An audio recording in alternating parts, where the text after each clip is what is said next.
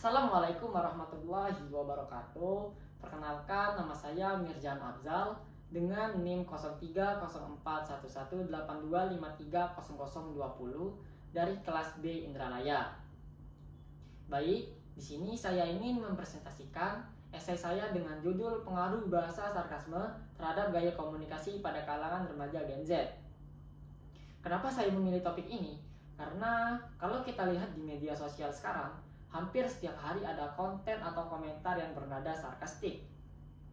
Fenomena ini menurut saya menarik untuk dikaji, terutama karena sesuai dengan kehidupan kita sebagai generasi muda. Kalau kita perhatikan, bahasa sarkasme bukan hanya sekedar hiburan, melainkan bahasa sarkasme itu sendiri adalah gaya bahasa yang maknanya berbeda dari kata-kata yang diucapkan. Kalimatnya bisa terdengar seperti pujian, tapi sebenarnya berisi kritik. Contohnya seperti, rajin banget ya, tugasnya nggak dikerjain. Nah, kalimat seperti ini tidak dimaksudkan sebagai pujian, melainkan sebagai sindiran, karena maknanya tidak disampaikan secara langsung. Penggunaan bahasa sarkasme pada kalangan remaja Gen Z biasanya ada beberapa alasan. Salah satunya adalah pengaruh lingkungan pertemanan. Dalam lingkup teman dekat, bahasa sarkasme sudah dianggap sebagai candaan yang biasa. Dan selain itu, media sosial juga berperan besar karena banyak konten-konten viral yang menggunakan humor sarkastik. Lalu, penggunaan bahasa sarkasme itu sebenarnya mempunyai sisi positif. Dalam situasi tertentu, bahasa sarkasme bisa membuat suasana komunikasi menjadi lebih santai dan tidak kaku. Namun, di sisi lain, bahasa sarkasme juga mempunyai sisi negatif. Tidak semua orang bisa langsung menangkap maksud sindiran. Akibatnya, sering terjadi kesalahpahaman.